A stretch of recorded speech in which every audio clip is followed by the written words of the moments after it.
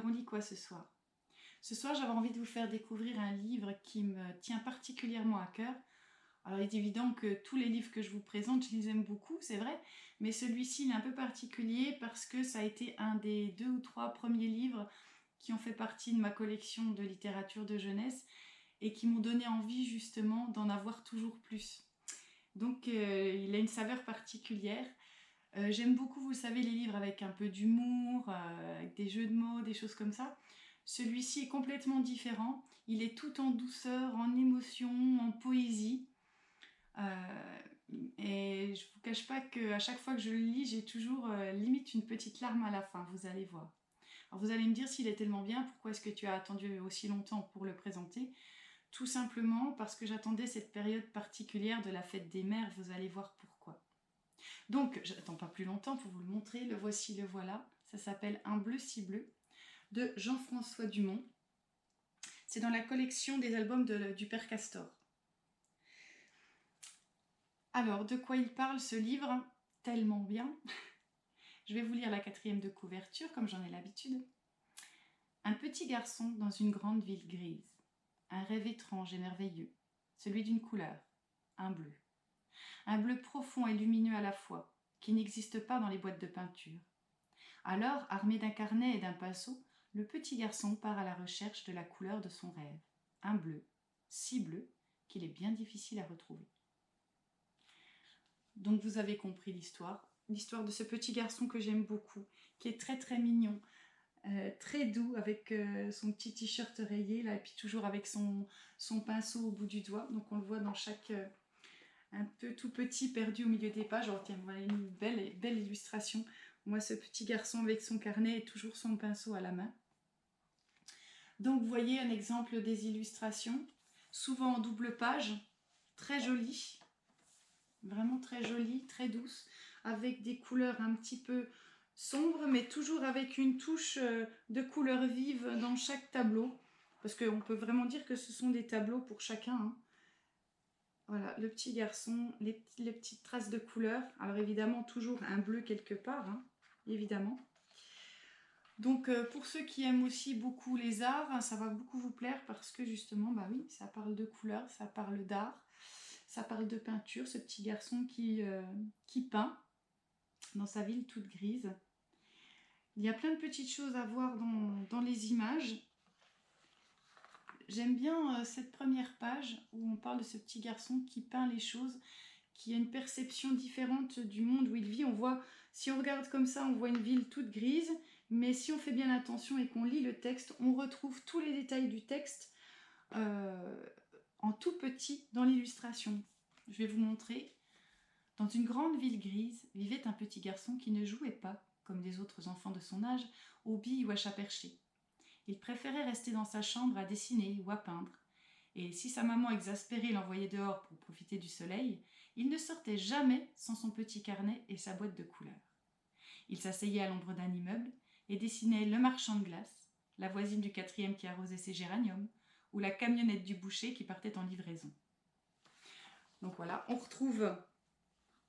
alors voilà, je la retrouve. La dame qui arrose ses géraniums. On retrouve la camionnette du boucher. On retrouve aussi le glacier. Enfin bref, il faut chercher plein de petits détails. C'est très très chouette, vraiment. Alors, outre les dessins qui sont très très beaux, ce que j'aime par-dessus tout, c'est cette histoire. Alors, une histoire que je destinerais plutôt à des enfants de 8 ou 9 ans. Hein, c'est pas pour les tout petits. Il y a pas mal de textes, hein, quand même, dans chaque page. Mais l'histoire est très belle. Alors, c'est une histoire aussi en randonnée, où ce petit garçon qui rêve de son bleu et qui veut absolument le retrouver, ce bleu si bleu. Alors, c'est toujours la même phrase, hein, typique des livres de randonnée. On retrouve... à chaque fois, il croise plein de personnages et il leur demande à chaque fois, il dit « Je cherche le bleu de mes rêves, un bleu doux et fort à la fois, un bleu si bleu qu'il donne envie de s'y blottir. » Et à chaque page, il demande à chaque personnage où est-ce qu'il pourrait bien trouver ce bleu. Alors là, on a le gardien du musée qui lui dit d'aller voir dans la mer. On lui a dit que la mer, c'était un bleu magnifique. Il y a l'homme sur le paquebot qui lui dit que de l'autre côté de l'Atlantique, il y a des gens qui chantent une musique bleue qui est triste et belle à la fois. Alors ça, j'adore particulièrement parce que moi qui aime la musique, il n'y a pas que le bleu, la couleur, on trouve aussi le blues. Donc ça, j'adore parce que c'est mon côté un petit peu musique. Donc tous les arts sont représentés, comme vous pouvez le constater. Donc il cherche le bleu. Il y a le bleu des Touaregs.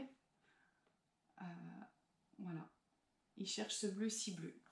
Et donc il finit par faire le tour de la terre, à chercher ce bleu, à aller un petit peu partout, sans jamais vraiment le trouver. Donc il est toujours un peu triste de ne pas trouver ce bleu. Alors j'ai l'habitude de ne pas vous dire la fin des livres que je vous présente. Cette fois, je crois que je vais craquer parce que c'est vraiment là que réside la beauté de ce texte et pourquoi je vous le présente aujourd'hui.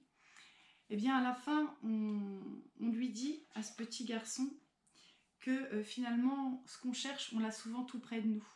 Et il finit par se rendre compte que sa maman lui manque énormément. Et il décide de retourner chez lui, malgré le fait qu'il n'ait pas trouvé le bleu de ses rêves. Et où est-ce qu'il va finalement le trouver, le bleu de ses rêves? Ben voilà, dans la larme des yeux de sa maman. Et ça, c'est vraiment très, très, très touchant. Voilà, c'est beau, quoi. Alors, j'étais pas maman à l'époque où je l'ai découvert, ce livre. Ça m'avait déjà fait de l'émotion. Mais alors, en plus, quand on est maman, forcément, ça bouleverse encore un petit peu plus. Donc, voilà, Un bleu si bleu. Très, très beau livre. Je vous ai dit, douceur, poésie, émotion. Il y a tout est regroupé dans ce livre. Des belles images. Et puis, bon, alors, si on veut le faire à l'école, c'est un pur bonheur. Si on veut le traiter en classe, d'abord en art, parce qu'on a tous les bleus. Donc, on peut travailler en art plastique sur les tableaux. On peut travailler sur les tableaux qui contiennent des bleus. Hein. Il y en a des tonnes. Hein.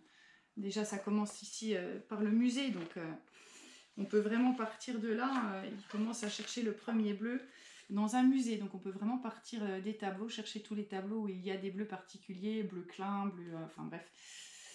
Voilà, il y a des tonnes de choses à faire en art plastique.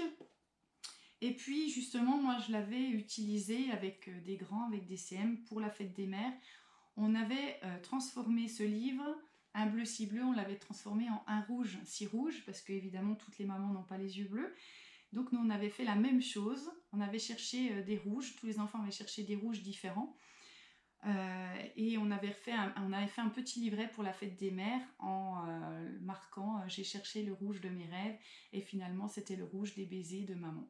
Voilà, donc on peut le faire éventuellement, le transformer de cette manière-là.